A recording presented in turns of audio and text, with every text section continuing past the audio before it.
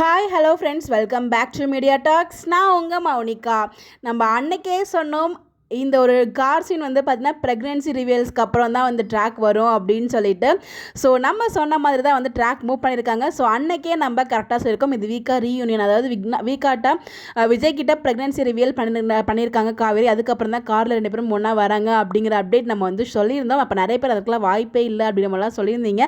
But anyways நமக்கு கிடைச்ச update வந்து உண்மையான அப்டேட் தான். இப்போ புரிஞ்சுக்கணும்னு நினைக்கிறேன். அப்போ புரிஞ்சிருக்காது, பட் இப்போ எல்லாருக்குமே கிளியராக கன்ஃபார்மாக புரிஞ்சுக்கணும்னு நினைக்கிறேன். இது என்ன அப்படின்னு பார்த்தீங்கன்னா, இப்போ விஜய் காவேரி ஃபார்ம் ஹவுஸில் இருக்காங்க இல்லையா.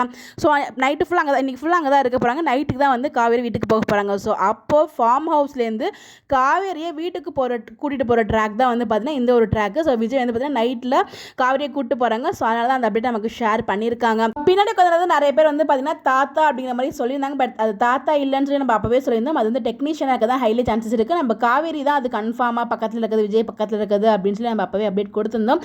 நிறைய பேர் வந்து பார்த்திங்கன்னா அது பாட்டி, வெண்ணிலா, அப்புறம் வந்து பார்த்தீங்கன்னா ராகினி அப்படின்னு சொல்லி ஒவ்வொருத்தரும் ஒவ்வொரு பேர் விதமாக சொல்லிட்டு இருந்தாங்க. பட் நம்ம அப்போவே சொல்லியிருந்தோம் 200% வந்து காவேரி தான், அதில் எந்த ஒரு டவுட்டுமே இல்லை அப்படின்னு சொல்லிட்டு. அதுவும் ப்ரெக்னன்சி ரிவீல் ட்ராக் தான் வந்திருக்கு அப்படின்னு நம்ம சொல்லியிருந்தோம். அதே மாதிரி வந்து பார்த்தீங்கன்னா ப்ரெக்னன்சி வந்து ரிவீல் பண்ணதுக்கப்புறம் ஃபார்ம் ஹவுஸில் போய்ட்டு செம்மையாக வந்து என்ஜாய் பண்ணிட்டு இருக்காங்க. அதை தொடர்ந்து அங்கேருந்து வீட்டுக்கு போகும்போது அடுத்த ஒரு அழகான அப்டேட் தான் ஷேர் பண்ணியிருக்காங்க. இப்போ எல்லாருக்குமே புரிஞ்சுக்கணும்னு நினைக்கிறேன். ஸோ நம்மளோட கெஸ் அண்ட் நம்ம கிடைச்ச அப்டேட்டுமே உண்மை அப்படிங்கிறது இந்த இடத்துல. ஸோ எனக்குமே ரொம்ப ஹாப்பியாக இன்வெஸ்ட். நம்ம வேறு ரிவீல் வர சொல்லிட்டோமா, அது வேறு இல்லாமல் போயிடுச்சுன்னா ஐயோ நம்ம வேறு ஃபால்ஸ் ஸ்டேட்மெண்ட், ஃபால்ஸ் ஹோப் கொடுத்துட்டோமே அப்படிங்கிற மாதிரி எனக்கு ஒரு ஃபீலிங் இருந்துகிட்டே இருந்துச்சு. பட் எனிவேஸ் நம்ம ஒரு மாதிரி ஹாப்பியாக இருக்குது, ரொம்ப ரொம்ப ஹாப்பியாக இருக்குது. அதுவும் வந்து பார்த்தீங்கன்னா நம்ம இந்த 1 வீக் ஃபுல்லாகவே நம்ம வந்து வீக்காக தான் பார்த்து ரசிச்சுட்டு இருக்கோம். ஒவ்வொரு சீனுமே எபிசோட்ஸ் வந்து பார்த்தீங்கன்னா ரிப்பீட் மோடில் தான் பார்த்துட்டு இருக்கோம். இப்போ வரைக்கும் ப்ரமோட் ட்ரெண்டிங்கில் தான் போயிட்டுருக்கு. ஸோ அந்த அளவுக்கு நம்ம வந்து பார்த்தீங்கன்னா வீக்காக ரசிச்சுட்டு இருக்கோம். இது எல்லாத்துக்குமே காரணம் அவங்களோட நடிப்பு, அந்த பின்னாடி இருக்க கதைக்களமும் தான்.